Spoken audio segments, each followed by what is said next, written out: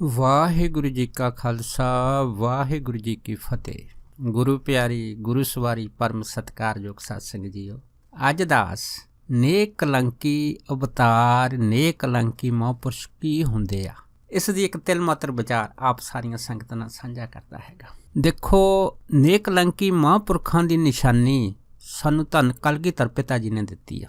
ਉਹ ਕੀ ਆ ਦਾਸ, ਪਹਿਲਾਂ ਦੋ ਘਟਨਾਵਾਂ ਆਪ ਨਾਲ ਸਾਂਝਾ ਕਰਦਾ ਹੈ। ਇੱਕ ਵਾਰ ਕੀ ਹੋਇਆ ਕਿ ਕੁਛ ਪ੍ਰੇਮੀਆਂ ਦੀ ਸੰਗਤ ਅਨੰਦਪੁਰ ਸਾਹਿਬ ਕਲਗੀਧਰ ਮਹਾਰਾਜ ਜੀ ਦੇ ਦਰਸ਼ਨਾਂ ਵਾਸਤੇ ਪਹੁੰਚੀ ਸੀ। ਸੋ ਜਦ ਦਰਸ਼ਨ ਕਰਨ ਆਈ ਆ, ਕੁਛ ਦਿਨ ਇਹਨਾਂ ਨੇ ਇੱਥੇ ਸੇਵਾ ਕੀਤੀ ਆ। ਸੇਵਾ ਕਰਨ ਤੋਂ ਬਾਅਦ ਜਦ ਇਸ ਸੰਗਤ ਨੇ ਜਾਣ ਦੀ ਆਗਿਆ ਮੰਗੀ, ਇਸੇ ਸੰਗਤ ਦੇ ਵਿੱਚ ਇੱਕ ਪਰਿਵਾਰ ਸੀ ਜਿਨ੍ਹਾਂ ਦਾ ਇੱਕ ਇਕਲੌਤਾ ਛੋਟਾ ਜਿਹਾ ਬੇਟਾ ਸੀਗਾ, ਜਿਹਦਾ ਰੂਪ ਰੰਗ ਬੜਾ ਸੁੰਦਰ ਸੀਗਾ। ਜਦ ਉਹਨੇ ਵੀ ਕਲਗੀਧਰ ਮਹਾਰਾਜ ਨੂੰ ਜਾਣ ਲੱਗੇ ਨਮਸਕਾਰ ਕੀਤੀ, ਮੱਥਾ ਟੇਕਿਆ, ਮਹਾਰਾਜ ਨੇ ਉਹਨੂੰ ਬਾਹੋਂ ਫੜ ਲਿਆ। ਜਦ ਉਹਨੂੰ ਬਾਂਹ ਤੋਂ ਫੜ ਲਿਆ ਤੇ ਮਹਾਰਾਜ ਨੇ ਆਪਣੀ ਕਲਮ ਚੱਕੀ, ਕਲਮ ਚੱਕ ਕੇ ਉਹਦੇ ਮੱਥੇ ਦੇ ਉੱਤੇ ਇੱਕ ਸਿਫਰਾ ਲਿਖ ਦਿੱਤਾ। ਗੋਲਾ ਬਾਇਆ ਸਿਫਰਾ ਲਿਖਿਆ।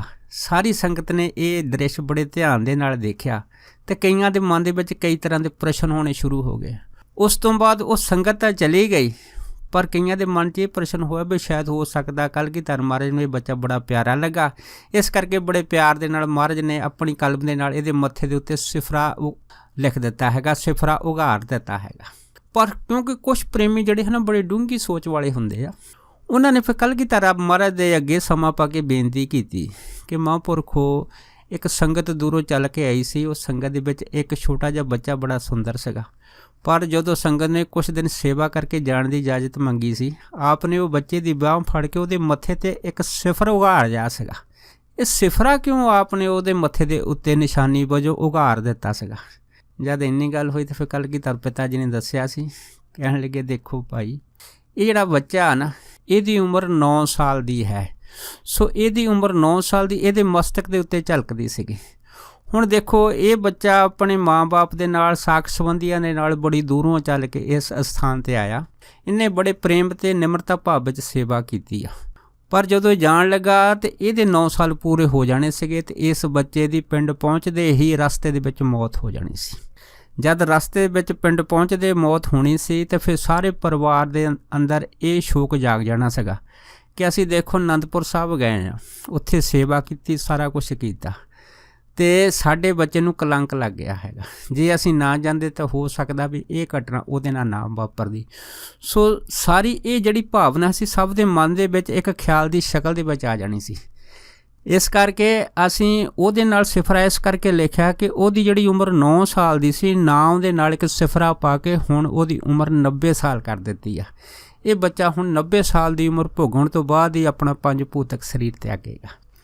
ਜਦੋਂ ਫਿਰ ਇਹ ਗੱਲ ਸਾਰੀ ਸੰਗਤ ਨੇ ਸੁਣੀ ਸੀ, ਫਿਰ ਕਲਗੀਧਰ ਮਹਾਰਾਜ ਦੇ ਵਿੱਚ ਸਾਰੀ ਸੰਗਤ ਨੇ ਡੰਡੌਤ ਵੰਦਨਾ ਕੀਤੀ ਸੀ ਅਤੇ ਆਖਿਆ ਸੀਗਾ ਕਿ ਮਹਾਂਪੁਰਖੋ, ਵਾਕਿਆ ਹੀ ਅਸੀਂ ਸੁਣਿਆ ਤਾਂ ਹੈ ਕਿ ਜੋ ਸ਼ਰਨ ਆਵੇ ਤਿਸ ਕੰਠ ਲਾਵੇ, ਅੱਜ ਅੱਖੀਂ ਦੇਖਿਆ ਹੈ ਕਿ ਨੇਕ ਕਲੰਕੀ ਮਹਾਂਪੁਰਖਾਂ ਦੀ ਨਿਸ਼ਾਨੀ ਕੀ ਆ ਕਿ ਜੋ ਉਹਨਾਂ ਦੇ ਦਰਸ਼ਨ ਕਰਨ ਆਉਂਦਾ ਮਹਾਂਪੁਰਖ ਉਹਨੂੰ ਫਿਰ ਕਲੰਕ ਨਹੀਂ ਲੱਗਣ ਦਿੰਦੇ। ਇਸੇ ਤਰ੍ਹਾਂ ਇੱਕ ਦੂਸਰੀ ਇਤਿਹਾਸਕ ਘਟਨਾ ਵੀ ਅਨੰਦਪੁਰ ਸਾਹਿਬ ਦੀ ਆ। ਉਸ ਘਟਨਾ ਵਿੱਚ ਦੱਸਿਆ ਕਿ ਇੱਕ ਵਾਰ ਦੀ ਜਿਹੜੀ ਸੰਗਤ ਵਾ ਉਹ ਅਨੰਦਪੁਰ ਸਾਹਿਬ ਪਹੁੰਚੀ ਸੀ। ਜਦ ਕਲਗੀਧਰ ਮਹਾਰਾਜ ਦੇ ਇੱਥੇ ਦਰਸ਼ਨ ਵਾਸਤੇ ਆਏ ਸੀ, ਕੁਛ ਦਿਨ ਰੋਕ ਕੇ ਨੇ ਸੇਵਾ ਕੀਤੀ ਸੀ। ਇਸ ਸੰਗਤ ਦੇ ਵਿੱਚ ਇੱਕ ਸ਼ਾਹੂਕਾਰ ਸੀਗਾ, ਉਹਨੇ ਵੀ ਬੜੀ ਸੇਵਾ ਕੀਤੀ। ਉਹ ਸ਼ਾਹੂਕਾਰ ਜ਼ਿੰਦਗੀ 'ਚ ਪਹਿਲੀ ਵਾਰ ਕਲਗੀਧਰ ਮਹਾਰਾਜ ਦੇ ਦਰਸ਼ਨ ਕਰਨ ਆਇਆ ਸੀ। ਜਦ ਸੰਗਤ ਨੇ ਸੇਵਾ ਕੀਤੀ, ਸੇਵਾ ਕਰਨ ਤੋਂ ਬਾਅਦ ਕੁਛ ਦਿਨਾਂ ਬਾਅਦ ਜਦ ਸੰਗਤ ਨੇ ਜਾਣ ਦੀ ਇਜਾਜ਼ਤ ਮੰਗੀ ਸੀ ਅਤੇ ਫਿਰ ਕਲਗੀਧਰ ਪਿਤਾ ਜੀ ਨੇ ਆਖਿਆ ਸੀ, ਕਹਿੰਦੇ ਵੀ ਭਾਈ ਬਾਕੀ ਤਾਂ ਸੰਗਤ ਨੂੰ ਇਜਾਜ਼ਤ ਹੈ, ਪਰ ਇਹ ਸੰਗਤ ਦੇ ਜਿਹੜਾ ਸੇਠ ਵਾ ਉਸ ਨੂੰ ਹਜੇ ਜਾਣ ਦੀ ਇਜਾਜ਼ਤ ਨਹੀਂ। ਉਹ ਕੁਛ ਦਿਨ ਸਾਡੇ ਪਾਸ ਠਹਿਰ ਕੇ ਅਜੇ ਸੇਵਾ ਹੋਰ ਕਰੇਗਾ। ਜਦ ਇੰਨੀ ਗੱਲ ਹੋਈ, ਉਹ ਸੰਗਤ ਨੇ ਮਨ ਵਿੱਚ ਵਿਚਾਰ ਕੀਤੀ ਵੀ ਇੱਕ ਤਾਂ ਸੇਠ ਆ, ਦੂਸਰਾ ਹੋ ਸਕਦਾ ਕਿ ਕਲਗੀਧਰ ਮਹਾਰਾਜ ਦਾ ਅੰਦਰ ਪ੍ਰੇਮ ਇਸ ਸੇਠ ਦੇ ਪ੍ਰਤੀ ਜਾਗਿਆ ਹੋਵੇ।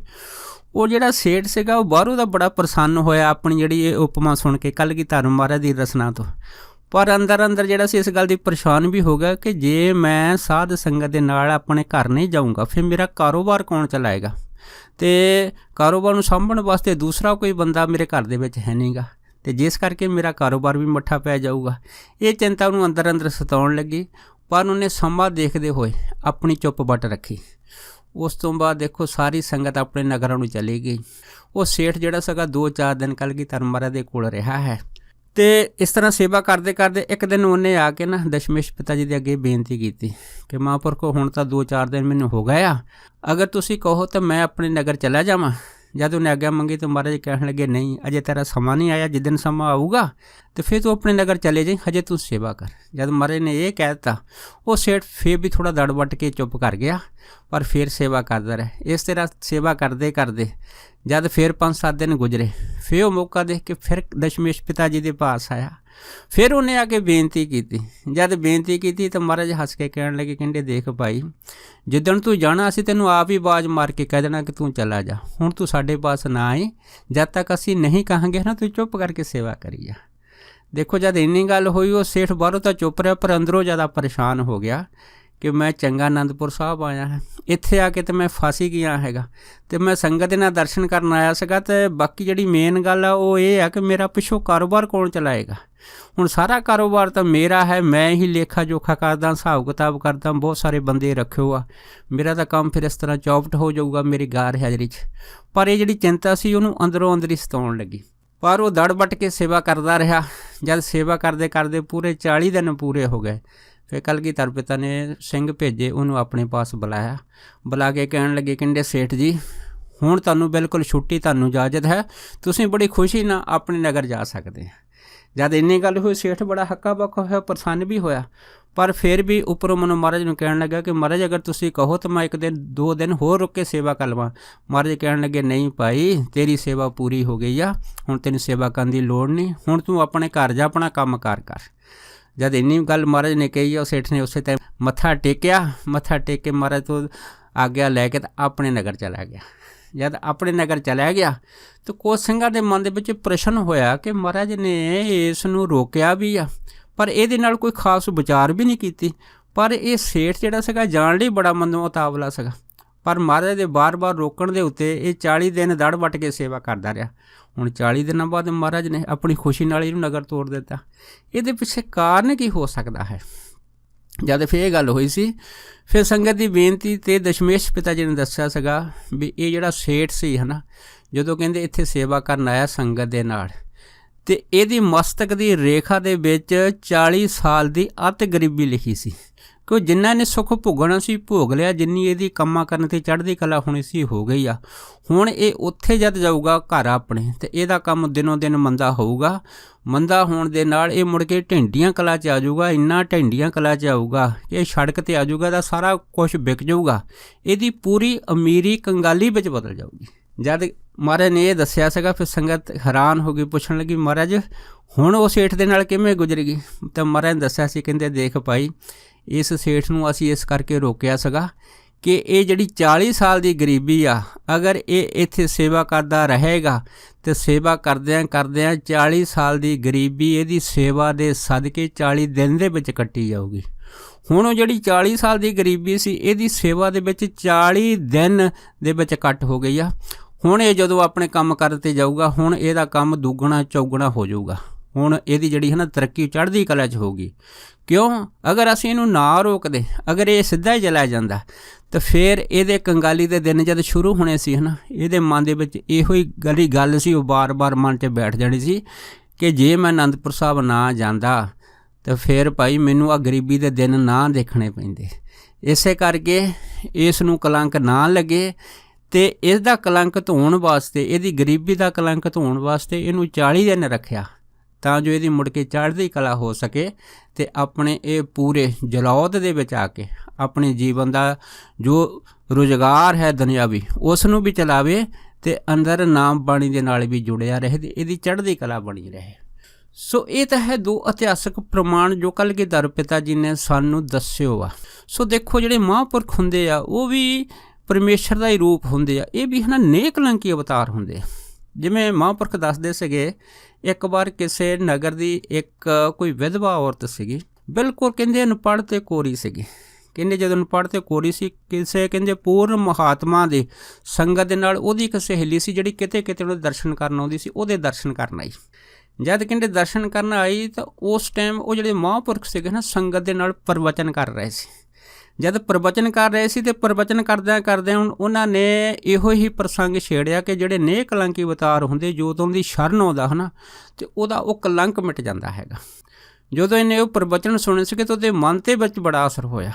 ਪਰ ਦੇਖੋ ਉਹ ਬੀਬੀ ਜਦ ਆਈ ਸੀ ਤਾਂ ਉਹਨੇ ਘਰ ਦੇ ਕੰਮਾਂ ਕਾਰਾਂ ਵਾਸਤੇ ਆਪਣੀ ਪਿੱਛੇ ਜਿਹੜੀ ਇੱਕ ਲੜਕੀ ਵਿਆਹੀ ਹੋਈ ਸੀ ਉਹਨੂੰ ਘਰ ਸੰਭਾਲ ਦਿੱਤਾ ਸੀਗਾ, ਤਾਂ ਜੋ ਆਉਂਦਿਆਂ ਉਹਦਾ ਘਰ ਜਿਹੜਾ ਹੈ ਨਾ ਉਹ ਸਾਂਭ ਸਕੇ ਅਤੇ ਤਦ ਤੱਕ ਉਹ ਮਹਾਂਪੁਰਖਾਂ ਦੀ ਸੇਵਾ ਕਰਦੀ ਰਹੇ। ਦੇਖੋ ਜੀ ਉਹੀ ਬੀਬੀ ਜਿਹੜੀ ਆ ਉਹਦੇ ਮਨ ਦੇ ਉੱਤੇ ਜਦ ਇੰਨਾ ਅਸਰ ਹੋਇਆ ਸੀਗਾ, ਉਹਨੇ ਹੈ ਨਾ 10-15 ਦਿਨ ਮਹਾਂਪੁਰਖਾਂ ਦੀ ਸੇਵਾ ਕੀਤੀ। ਸੇਵਾ ਕਰਨ ਤੋਂ ਬਾਅਦ ਉਹ ਫਿਰ ਆਪਣੀ ਜਿਹੜੀ ਉਸੇ ਹੀ ਨਗਰ ਦੀ ਸਹੇਲੀ ਸੀ ਉਹਦੇ ਨਾਲ ਵਾਪਸ ਆਪਣੇ ਨਗਰ ਆਈ। ਜਦੋਂ ਘਰ ਪਹੁੰਚੀ ਆ ਉਹਨੇ ਘਰ ਆ ਕੇ ਕੀ ਦੇਖਿਆ ਕਿ ਉਹਦੀ ਲੜਕੀ ਦਾ ਇੱਕੋ ਇੱਕ ਬੇਟਾ ਜਿਹੜਾ ਉਹ ਪੂਰੀ ਤਰ੍ਹਾਂ ਬਿਮਾਰ ਹੋ ਚੁੱਕਾ ਸੀਗਾ ਅਤੇ ਉਹਦਾ ਸਰੀਰ ਜਿਹੜਾ ਸੀਗਾ ਨਾ ਉਹ ਪੂਰੀ ਤਰ੍ਹਾਂ ਬਿਮਾਰੀ ਨੇ ਜਕੜ ਲਿਆ ਸੀਗਾ। ਇਹ ਜਦ ਉਹਨੇ ਦੇਖਿਆ ਬੜੀ ਹੈਰਾਨ ਹੋਈ। ਮਨ ਵਿੱਚ ਇਹ ਹੋਇਆ ਕਿ ਜੇ ਮੈਂ ਮਹਾਂਪੁਰਖਾਂ ਦੇ ਨਾ ਜਾਂਦੀ ਅਤੇ ਇਸ ਬੱਚੇ ਦੀ ਸੰਭਾਲ ਕਰਦੀ ਤਾਂ ਹੋ ਸਕਦਾ ਸੀ ਬੱਚਾ ਠੀਕ ਹੋ ਜਾਂਦਾ। ਅਤੇ ਦੂਸਰੀ ਉਹਦੇ ਗੱਲ ਦੇ ਵਿੱਚ ਇਹ ਗੱਲ ਆਈ ਕਿ ਮੈਂ ਤਾਂ ਮਹਾਂਪੁਰਖਾਂ ਦੀ ਸੰਗਤ 'ਚ ਗਈ ਸੀ, ਆਪਣੀ ਲੜਕੀ ਨੂੰ ਖੁਦ ਮੈਂ ਆਪਣੇ ਘਰ ਬੁਲਾਇਆ ਸੀਗਾ। ਹੁਣ ਇਹ ਲੜਕੀ ਮੇਰੇ ਕਹੇ 'ਤੇ ਮੇਰਾ ਘਰ ਸਾਂਭਣ ਆਏ ਸੀ ਅਤੇ ਲੇਕਿਨ ਮੇਰਾ ਹੀ ਜਿਹੜਾ ਦੋਹਤਾ ਹੈਗਾ ਉਹ ਬਿਮਾਰ ਹੋ ਗਿਆ ਇਸੇ ਕਰਕੇ। ਅਤੇ ਅਗਰ ਦੋਹਤੇ ਨੂੰ ਕੁਛ ਹੋ ਗਿਆ ਅਤੇ ਇਹ ਕਲੰਕ ਜਿਹੜਾ ਹੈਗਾ ਇਹ ਤਾਂ ਮੈਨੂੰ ਲੱਗ ਜਾਵੇਗਾ। ਹਜੇ ਉਹ ਗਰੀਬ ਔਰਤ ਵਿਚਾਰੀ ਇਸੇ ਸੋਚ ਦੇ ਵਿੱਚ ਸੀਗੀ ਕਿ ਉਹ ਜਿਹੜਾ ਲੜਕਾ ਦੋਹਤਾ ਉਹਦਾ ਬਿਮਾਰ ਸੀਗਾ ਉਹ ਯਕਦਮ ਆਪਣਾ ਸਰੀਰ ਛੱਡ ਗਿਆ, ਅਕਾਲ ਚਲਾਣਾ ਕਰ ਗਿਆ। ਜਦੋਂ ਬੱਚਾ ਅਕਾਲ ਚਲਾਣਾ ਕਰ ਗਿਆ, ਅਕਾਲ ਚਲਾਣੇ ਤੋਂ ਬਾਅਦ ਉਹ ਮਾਈ ਦਾ ਮਨ ਜਿਹੜਾ ਸੀਗਾ ਉਹ ਪੂਰੀ ਤਰ੍ਹਾਂ ਨਿਰਾਸ਼ ਹੋ ਗਿਆ। ਉਹ ਮਨ ਵਿੱਚ ਸੋਚਣ ਲੱਗੀ ਕਿ ਇੰਨੀ ਸੰਗਤ ਬੈਠੀ ਸੀ, ਮਹਾਂਪੁਰਖ ਪ੍ਰਵਚਨ ਕਰਦੇ ਸੀ ਵੀ ਨੇਹ ਕਲੰਕੀ ਸੰਤ ਮਹਾਂਪੁਰਖ ਕੀ ਹੁੰਦੇ ਆ, ਪਰ ਮੈਨੂੰ ਤਾਂ ਲੱਗਦਾ ਕਿ ਇਹ ਘਟਨਾ ਤਾਂ ਮੇਰੇ ਨਾਲ ਉਲਟ ਵਾਪਰ ਗਈ ਆ। ਉਸ ਤੋਂ ਬਾਅਦ ਦੇਖੋ ਉਹ ਮਾਈ ਨੂੰ ਯਕੀਨ ਨਾ ਆਵੇ ਕਿ ਮਹਾਂਪੁਰਖ ਕਦੀ ਝੂਠ ਨਹੀਂ ਬੋਲਦੇ। ਹੁਣ ਐਡੀ ਭਾਰੀ ਸੰਗਤ ਦੇ ਵਿੱਚ ਮਹਾਂਪੁਰਖਾਂ ਦੇ ਬਚਨ 'ਚ ਸੱਤਿਆ ਹੁੰਦੀ ਆ ਅਤੇ ਆਪ ਸੱਤ ਕੀ ਆ ਸਭ ਸੱਤ ਪ੍ਰਭ ਜੀ ਬਸੇ ਸਾਧ ਕੀ ਰਸਨਾ, ਦਾ ਬਚਨ ਝੂਠਾ ਕਿਵੇਂ ਹੋ ਸਕਦਾ ਹੈ। ਅਗਰ ਹੁਣ ਇਹ ਬੱਚਾ ਪੂਰਾ ਹੋ ਗਿਆ ਮੇਰੀਆਂ ਅੱਖਾਂ ਦੇ ਸਾਹਮਣੇ ਅਤੇ ਪਰ ਹੁਣ ਇਹ ਬੱਚੇ ਦਾ ਮੇਰੇ ਦੋਹਤੇ ਦਾ ਕਲੰਕ ਮੈਨੂੰ ਲੱਗ ਜਾਣਾ ਹੈ। ਮੇਰੀ ਲੜਕੀ ਨੇ ਮੈਨੂੰ ਸਾਰੀ ਉਮਰ ਮਿਹਣੇ ਮਾਰਨੇ ਆ ਕਿ ਅਗਰ ਤੂੰ ਮੈਨੂੰ ਆਪਣੇ ਘਰ ਨਾ ਸਾਦੀ ਤਾਂ ਮੇਰਾ ਬੱਚੇ ਦੇ ਨਾਲ ਅੱਜ ਇਸ ਤਰ੍ਹਾਂ ਦਾ ਪਾਉਣਾ ਨਾ ਵਰਤਦਾ। ਪਰ ਇਸੇ ਸੋਚ ਦੇ ਵਿੱਚ ਦੇਖੋ ਜਦ ਰਿਸ਼ਤੇਦਾਰ ਵੀ ਇਕੱਠੇ ਹੋ ਗਏ, ਆਂਢ ਗੁਆਂਢ ਇਕੱਠਾ ਹੋ ਗਿਆ, ਸਭ ਨੇ ਸਲਾਹ ਕੀਤੀ ਕਿ ਹੁਣ ਇਹ ਜਿਹੜਾ ਮ੍ਰਿਤਕ ਬੱਚਾ ਹੈਗਾ ਇਹਦਾ ਕੀ ਕੀਤਾ ਜਾਵੇ। ਸਭ ਨੇ ਸੋਚਿਆ ਵੀ ਹੋਵੇ ਨਾ ਹੋਵੇ ਅਤੇ ਇਸ ਬੱਚੇ ਨੂੰ ਹੁਣ ਬਾਹਰ ਸ਼ਮਸ਼ਾਨ ਭੂਮੀ ਦੇ ਵਿੱਚ ਦਵਾ ਦਿੱਤਾ ਜਾਵੇ। ਦੇਖੋ ਨਗਰ ਦੇ ਲੋਕੀ ਅਤੇ ਰਿਸ਼ਤੇਦਾਰ ਇਕੱਠੇ ਹੋ ਕੇ ਜਦੋਂ ਬੱਚੇ ਨੂੰ ਕੱਪੜੇ 'ਚ ਲਪੇਟ ਕੇ ਸ਼ਮਸ਼ਾਨ ਭੂਮੀ ਵੱਲ ਲਿਜਾ ਰਹੇ ਸੀ ਤਾਂ ਉਹੀ ਵਿਚਾਰੀ ਗਰੀਬ ਔਰਤ ਮਨ ਦੇ ਵਿੱਚ ਇਹੋ ਹੀ ਕਹੀ ਜਾਵੇ ਕਿ ਮਹਾਂਪੁਰਖੋ ਤੁਸੀਂ ਸਾਨੂੰ ਕਲੰਕ ਨਾ ਲਵਾਇਓ, ਤੁਸੀਂ ਸਾਨੂੰ ਕਲੰਕ ਨਾ ਲਵਾਇਓ, ਤੁਸੀਂ ਸਾਨੂੰ ਕਲੰਕ ਨਾ ਲਵਾਇਓ। ਜਦੋਂ ਵਾਰ-ਵਾਰ ਇਹ ਅਰਦਾਸਾਂ ਕਰ ਰਹੀ ਸੀ ਅਤੇ ਉੱਥੇ ਜਦ ਬੱਚਾ ਸ਼ਮਸ਼ਾਨ ਭੂਮੀ ਵਿੱਚ ਪਹੁੰਚਿਆ ਉਸ ਟਾਈਮ ਜਦ ਉਹ ਟੋਆ ਪੱਟਿਆ ਗਿਆ ਜਿਹਦੇ ਵਿੱਚ ਉਹਨੂੰ ਦਫਨਾਉਣਾ ਸੀ ਬੱਚੇ ਨੂੰ, ਉਸੇ ਟਾਈਮ ਕਿਸੇ ਦੀ ਨਜ਼ਰ ਜਦ ਉਹ ਬੱਚੇ 'ਤੇ ਪਈ ਤਾਂ ਕੀ ਦੇਖਿਆ ਉਸ ਬੱਚੇ ਦਾ ਹੈ ਨਾ ਜਿਹੜਾ ਕੱਪੜਾ ਉੱਪਰ ਲਪੇਟਿਆ ਹੋਇਆ ਉਹ ਉਹਦੇ ਮੂੰਹ ਤੋਂ ਹਿੱਲ ਰਿਹਾ ਹੈਗਾ। ਜਦ ਉਹਨੇ ਕੱਪੜਾ ਹਿੱਲਿਆ ਦੇਖਿਆ ਅਤੇ ਉਹਨੇ ਯਕਦਮ ਦੂਸਰੇ ਨੂੰ ਕਿਹਾ ਵੀ ਇਸ ਬੱਚੇ ਦੇ ਮੂੰਹ ਤੋਂ ਕੱਪੜਾ ਹਿੱਲ ਰਿਹਾ ਹੈਗਾ ਅਤੇ ਜ਼ਰਾ ਲਾ ਕੇ ਤਾਂ ਦੇਖੋ ਵੀ ਗੱਲ ਕੀ ਆ। ਜਦੋਂ ਉਹਦੇ ਬੱਚੇ ਦੇ ਮੂੰਹ ਤੋਂ ਕੱਪੜਾ ਲੈ ਗਿਆ ਅਤੇ ਕੀ ਦੇਖਿਆ ਉਹ ਮਰੇ ਹੋਏ ਬੱਚੇ ਦੇ ਵਿੱਚ ਸਵਾਸ ਚੱਲ ਪਏ। ਜਦ ਸਵਾਸ ਚੱਲੇ ਤਾਂ ਸਾਰਿਆਂ ਨੇ ਦੇਖਿਆ ਵੀ ਤਾਂ ਸਵਾਸ ਚੱਲਦੀ ਹੈ ਤਾਂ ਮਰਿਆ ਨਹੀਂ ਹੈ। ਉਸ ਤੋਂ ਬਾਅਦ ਦੇਖੋ ਸਾਰੇ ਦੁਬਾਰਾ ਇਕੱਠੇ ਹੋ ਗਏ, ਉਸੇ ਹੀ ਬੱਚੇ ਨੂੰ ਫਿਰ ਜਿਹੜੇ ਸੀਗੇ ਉਹ ਹੌਸਪੀਟਲ ਲੈ ਕੇ ਗਏ। ਜਦ ਹੌਸਪੀਟਲ ਲੈ ਕੇ ਗਏ, ਹੌਸਪੀਟਲ ਤੋਂ ਬਾਅਦ ਜਦ ਡਾਕਟਰਾਂ ਨੇ ਉਸ ਬੱਚੇ ਨੂੰ ਚੈੱਕ ਕੀਤਾ ਸੀ ਤਾਂ ਉਹਨੇ ਦੱਸਿਆ ਕਹਿੰਦੇ ਭਾਈ ਇਹਦੀ ਤਾਂ ਦਿਲ ਦੀ ਧੜਕਣ ਵੀ ਚੱਲਦੀ ਹੈ, ਇਹਦੇ ਸਵਾਸ ਵੀ ਚੱਲਦੇ ਆ ਹਨ, ਬੱਚਾ ਥੋੜ੍ਹਾ ਜਿਹਾ ਨੀਂਦ ਬੇਹੋਸ਼ੀ ਵਿੱਚ ਜ਼ਰੂਰ ਆ। ਉਸ ਤੋਂ ਬਾਅਦ ਡਾਕਟਰੀ ਸਹਾਇਤਾ ਦੇ ਕੇ ਉਹ ਬੱਚਾ ਜਿਹੜਾ ਸੀ ਫਿਰ 9/9 ਹੋ ਗਿਆ ਜਦ ਜੀਵਤ ਹੋ ਗਿਆ। ਪਰ ਕਈ ਘੰਟੇ ਮਰਨ ਤੋਂ ਬਾਅਦ ਜਦੋਂ ਬੱਚਾ ਜੀਵਤ ਹੋਇਆ ਤਾਂ ਡਾਕਟਰ ਵੀ ਹੈਰਾਨ ਸੀਗੇ ਵੀ ਇਹ ਕਿਵੇਂ ਹੋ ਗਿਆ ਹੈ। ਪਰ ਉਸ ਬੀਬੀ ਦਾ ਸਦਕ ਦੇਖੋ, ਉਸ ਬੀਬੀ ਦੇ ਮਨ ਦਾ ਸਿਮਰਨ ਬਾਰ-ਬਾਰ ਇਹੋ ਸੀਗਾ ਜਿਹੜੇ ਮਹਾਂਪੁਰਖ ਹੁੰਦੇ ਹਨ ਉਹ ਨੇਹ ਕਲੰਕੀ ਅਵਤਾਰ ਹੁੰਦੇ ਆ, ਉਹਨਾਂ ਦੇ ਹੁੰਦਿਆਂ ਕੋਈ ਕਲੰਕ ਨਹੀਂ ਲੱਗ ਸਕਦਾ। ਇਹ ਸਾਰੇ ਵਿਸ਼ਵਾਸ ਦਾ ਸਦਕਾ ਹੈਗਾ ਕਿ ਇਹੋ ਜਿਹੇ ਮਹਾਂਪੁਰਖ ਦੁਨੀਆ ਦੇ ਵਿੱਚ ਜਦ ਆਉਂਦੇ ਆ ਅਤੇ ਪੂਰਨ ਮਹਾਂਪੁਰਖਾਂ ਦੀ ਸੇਵਾ ਕਦੀ ਅਜਾਈ ਨਹੀਂ ਜਾਂਦੀ ਅਤੇ ਜੋ ਵੀ ਉਹਨਾਂ ਦੇ ਸੇਵਾ ਦੇ ਵਿੱਚ ਜੋ ਵੀ ਗੁਰਸਿੱਖ ਜਾਂ ਗੁਰਸੰਗਤਾਂ ਆਉਂਦੀਆਂ ਉਹਨਾਂ ਦੇ ਮਨ ਦੀਆਂ ਮੁਰਾਦਾਂ ਪਰਮੇਸ਼ਰ ਪੂਰਾ ਕਰਦਾ ਹੈ ਅਤੇ ਉਹਨਾਂ ਦਾ ਲੋਕ ਅਤੇ ਪਰਲੋਕ ਸਵਾਰਦਾ। ਸੋ ਦਾਸ ਇੰਨੇ ਹੀ ਬਚਨ ਕਰਦਾ ਹੋਇਆ ਖਿਮਾ ਦਾ ਜਾਚਕੋ ਆ ਜੀ। ਹੋਈਆਂ ਬੇਅੰਤ ਭੁੱਲਾਂ ਚੁੱਕਣ ਦੀ ਖਿਮਾ ਬਖਸ਼ਣੀ। ਸੋ ਫਤਿਹ ਬੁਲਾਓ। ਵਾਹਿਗੁਰੂ ਜੀ ਕਾ ਖਾਲਸਾ, ਵਾਹਿਗੁਰੂ ਜੀ ਕੀ ਫਤਿਹ।